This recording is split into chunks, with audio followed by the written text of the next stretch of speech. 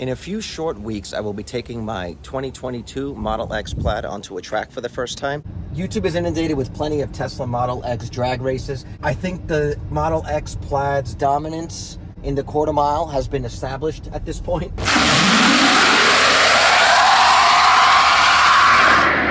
Wow, 9.7. But what I haven't seen is any videos of this car on a track.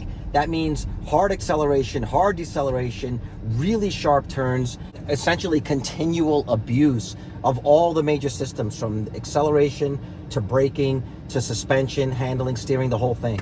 And so that's exactly what I plan to do. I'm heading to Fontana with Speedventures, and we're gonna be doing somewhere between 10 and 30 laps on a closed, coned off course in the center of the racetrack to really put this thing through its paces. So today, what we're looking to do is just test some of the cameras that I'm gonna be putting up. I'm gonna be using my iPhone to grab the view on the interior, and I'm ordered 3 Insta360 cameras. One of them's gonna be on this side, one of them will be on the other side exterior that will be catching the front and rear view. I also plan on using the Insta360 invisible selfie stick and a car mount to see if we can get this mounted somewhere on the rear of the car high enough that we can get a bird's eye view of what the car is doing.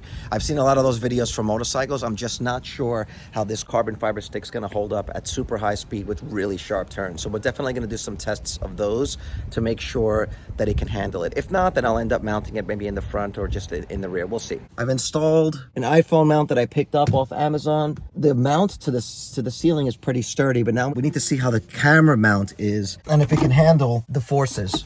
So what I'm gonna do is mount it up here, and we're just gonna do a quick run. I have to run to the store anyway, so we're gonna just drop the camera in there and see if we can get it to fall off.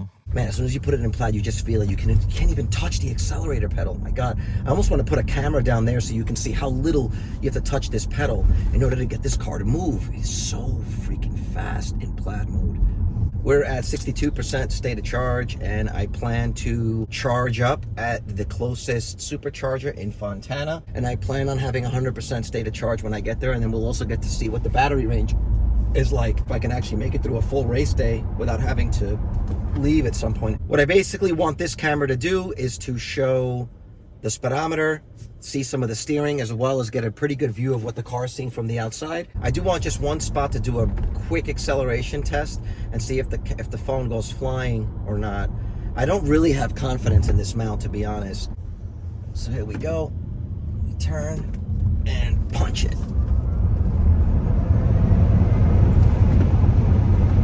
I gotta say, the car goes straight. I expected it to pull a little bit more. Here we go, some braking. 2-0. I've been driving this car now for a few months, and that acceleration, you just never get used to it. It just always sort of takes your breath away.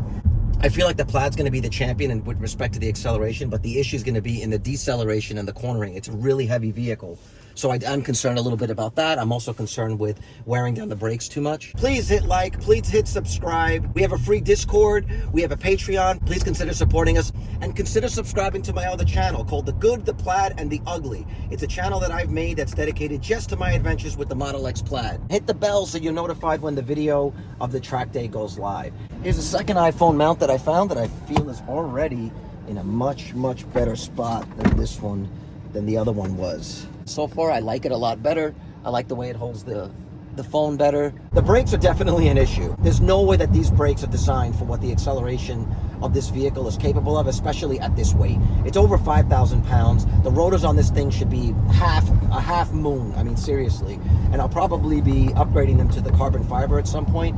And it's definitely going to affect my track time. Braking a lot earlier in general, because I feel like I'm going to need more room to slow down. Especially once the brakes get hot, because you know that as they get hot, they get worse. And the last thing that I want is to warp my rotors or burn down the brake pads. But it is definitely a possibility, considering what we're going to put it through.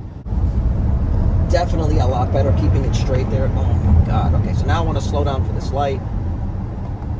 Regenerative braking is kind of useless at that speed. I mean, it's definitely working. I can see it lit up, but at that speed with this much weight, I think that regenerative braking is not really going to contribute much to the stopping power. We'll be doing another test of the camera systems once I get the 3 Insta360 cameras, all the mounts for it, as well as the Dragy in-car monitoring system that will superimpose the speed and the times onto the iPhone as we race. Thank you for watching.